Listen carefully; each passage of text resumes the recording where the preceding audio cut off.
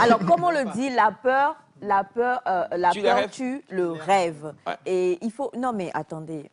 Quand on parle de peur, c'est une émotion. C'est quelque chose que vous ressentez. Et il faut affronter la cause de cette émotion-là. C'est ce que Bachane est en train de dire. Bonjour et bienvenue. Ici, nous analysons et nous partageons des connaissances et des réalités de vie les plus marquantes pour en tirer des clés de compréhension, d'inspiration et d'action. L'extrait que vous allez suivre est présenté dans un cadre éducatif, informatif et réflexif. Tout cela dans un environnement souple. Installez-vous bien et n'oubliez pas, ce n'est pas ce qu'on entend qui change une vie, mais c'est ce qu'on en fait. Merci, à tout à l'heure. Mais il faut dire que la peur est à prendre sur deux points de vue. Parce qu'il y a la peur. Par exemple, je prends l'exemple des serpents. J'ai peur des serpents et je ne vais pas, pour affronter cette peur-là, aller me mettre devant des serpents pour dire que je vais affronter ma peur. Non, c'est un danger imminent. Donc, comment est-ce que je dois faire? Regardez-le avant de parler parce que c'est l'instigateur de cette théorie ici. Non, maintenant, sur un autre plan, non. je peux... Pour les rêves, pour je veux dire les ambitions. Comme on l'a dit que la paresse tue les ambitions, j'ai de grands rêves pour devenir, je veux devenir président de la République. C'est un grand rêve. Je sais qu'il y a beaucoup de choses qui sont impliquées. Maintenant, comment est-ce que je dois faire pour pouvoir devenir ça? J'ai peur, j'ai des choses dans la tête dont je me dis, comment est-ce que je dois faire? J'affronte des choses pour pouvoir y arriver. Donc, c'est à prendre, en tout cas, sur deux points de vue. Donc, la peur tue les rêves et l'ego tue la croissance. L'ego tue la croissance. Monsieur... Alors, l'ego tue la croissance, je le prends encore sur deux points de vue. Parce que l'ego tue la croissance sur le premier point de vue. Certains ont besoin de l'ego pour évoluer. Certains ont besoin de l'ego pour pouvoir affronter l'environnement dans lequel ils résident. Parce qu'il y a certains environnements où on vous rabaisse, on vous humilie, on vous dit des choses où vous-même vous êtes déboussolé. Vous n'arrivez pas à avancer. Là, vous avez besoin de votre ego pour remonter votre morale et avancer, percer les choses. Maintenant, le revers, c'est qu'il y a l'ego qui ne permet pas, d'accord, d'arriver à certains niveaux. Parce qu'on a besoin de l'humilité pour apprendre.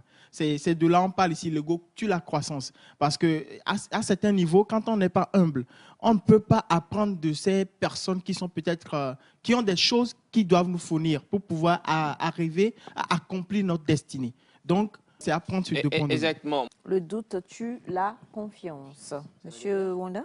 Oui, en fait, un jour, un monsieur m'a dit qu'en réalité, tout ce qui est en nous, tout ce que Dieu a mis en nous, dans son essence, son contraire vient cacher, vient voiler cela. Il y a des gens qui sont, je vais dire, des gens confiants, des gens qui aiment la paix, mais si vous allez voir, ce sont souvent ces gens qui ont le contraire de cette paix. La colère, la jalousie. Ils ont ces vices-là qui cachent en réalité l'originalité de la positivité qui est en eux. Il y a des personnes qui doivent réaliser de grandes choses, qui sont ambitieux, mais la paresse, la peur vient cacher cela. Et on ne voit pas l'essence. Et il faut être quelqu'un pour pouvoir voir ce qu'il y a en cette personne-là, pour pouvoir l'aider. Moi, je connais des parents proches, tout le temps en colère, tout le temps, nerveux. En réalité, quand j'ai vécu, en tout cas durant tout le temps qu'on a passé ensemble, quand j'ai analysé cette personne, je crois qu'en réalité, au fond de cette personne, il y a ce désir de paix. C'est-à-dire, cette personne aimerait vraiment partager sa paix avec les autres.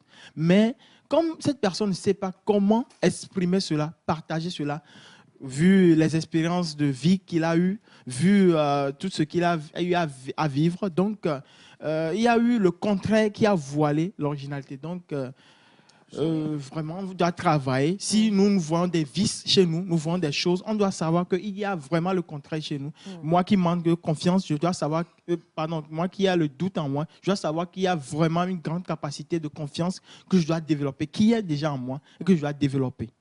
Merci d'avoir suivi ce contenu avec nous. Si vous avez été interpellé, n'hésitez pas à partager vos réflexions avec nous en commentaire. Abonnez-vous pour ne rien rater à des prochaines analyses et discussions. Gardez à l'esprit, chaque parole peut devenir une source de transformation si elle est bien comprise et bien appliquée. À très bientôt.